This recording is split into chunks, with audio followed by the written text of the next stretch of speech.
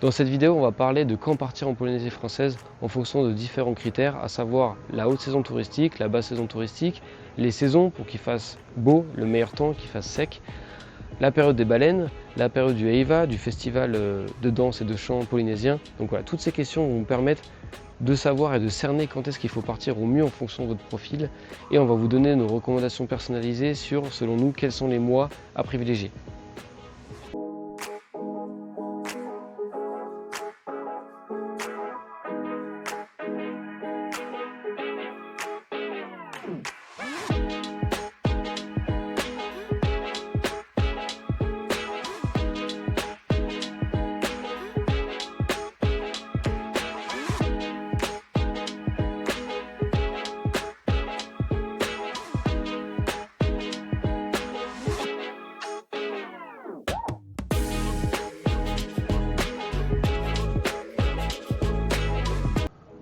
Et si tu veux retrouver toutes nos informations voyage en Polynésie, tu peux consulter notre blog mylittlepolynesia.com ou t'abonner à la chaîne YouTube.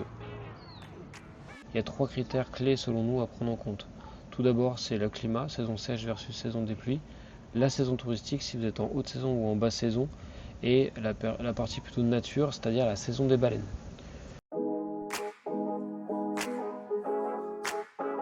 Tout dépend de déjà, si vous êtes en famille avec des enfants qui ont une période scolaire, bon, là vous n'avez pas trop le choix, c'est juillet-août. Au moins la question ne se pose pas. Si vous voulez à tout prix voir les baleines, retenez août, septembre, octobre.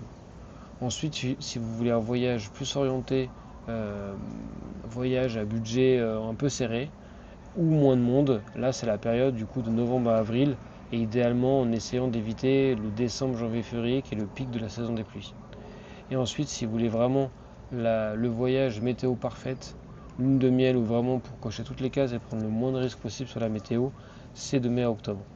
Et donc on a dit juste avant, la période charnière la plus importante, donc juillet, août, septembre, mais du coup vous pouvez faire un mai-juin ou octobre-novembre.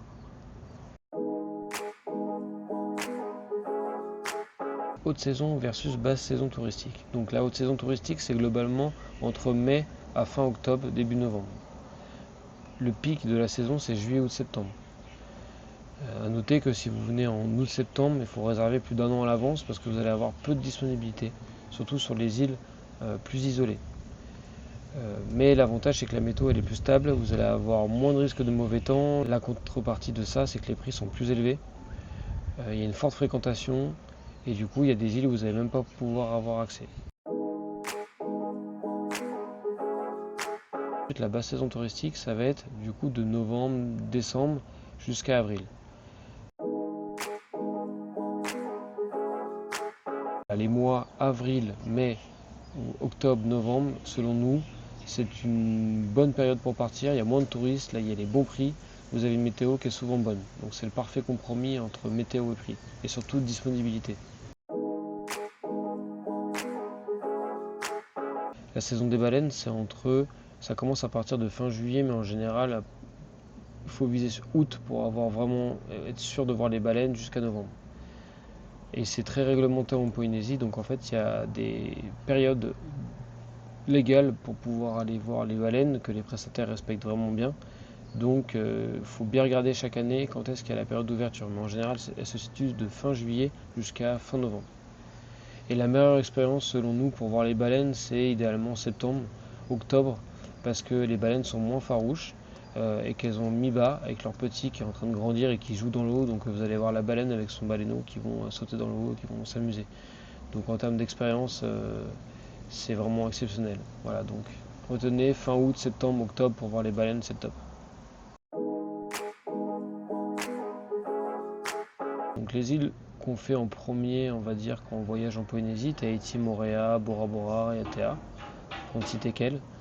Le climat, il est tropical, plutôt classique. Donc les saisons, elles sont relativement marquées, il fait soit sec, soit humide.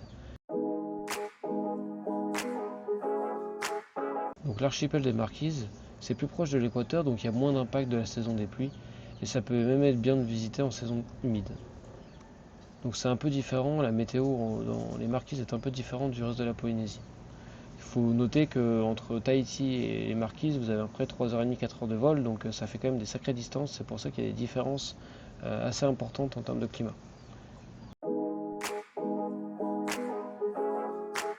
Ensuite, les Tuamotu, Rangiroa, Fakarava et autres, c'est des atolls, il n'y a pas de montagne, donc la météo change très vite. Donc même toute l'année, finalement, vous pouvez venir, il peut y avoir des pluies courtes, et après, le vent souffle sur les atolls, et après il fait beau. Donc c'est pas un problème, les atolls c'est vraiment agréable pour ça, surtout si vous partez en hors saison. Du coup en saison plutôt humide, je vous recommande davantage de passer de temps sur les atolls des Tuamotu, comme ça vous allez diminuer votre risque de mauvais temps. Pour les plongeurs, vous pouvez venir toute l'année en Polynésie, parce que ça n'a pas forcément d'impact le fait qu'il fasse beau ou pas beau à l'extérieur, vous pouvez avoir une très bonne visibilité sous l'eau. Donc ça c'est pas un point négatif pour les plongeurs, vous pouvez venir quand vous voulez.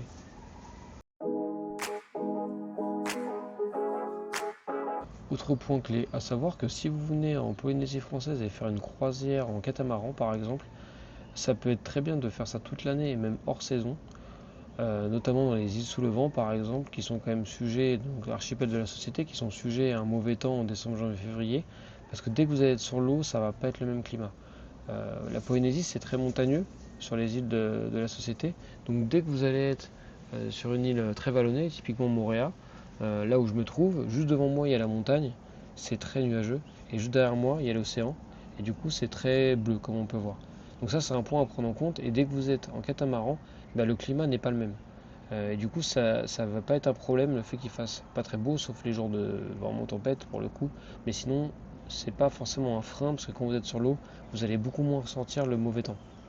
Donc ça peut être un bon point positif si vous voulez venir en hors saison. Ça peut être un tip, c'est venir faire des croisières et en plus vous allez payer 2 fois moins cher votre croisière par rapport à de la pleine saison. Donc ça c'est un très bon point.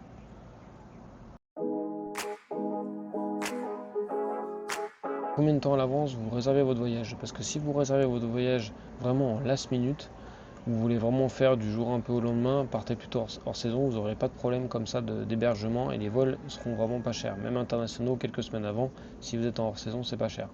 Par contre, si vous êtes en pleine saison touristique et que vous voulez vraiment être en last minute, là ça va être quand même beaucoup plus compliqué, à part si vous connaissez du monde sur place et que vous dormez chez l'habitant, c'est bien.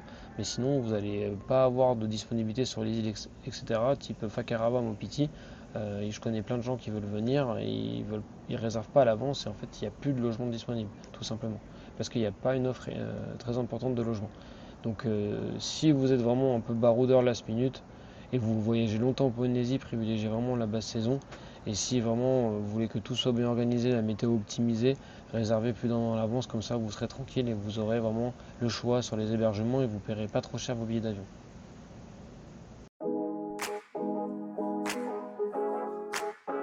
Et dans la description, tu vas retrouver notre e-book gratuit Préparer son voyage à Tahiti en 10 étapes. Tu peux le télécharger librement, c'est gratuit. Ça va te permettre d'avoir toutes les informations pour préparer au mieux ton voyage en Polynésie française.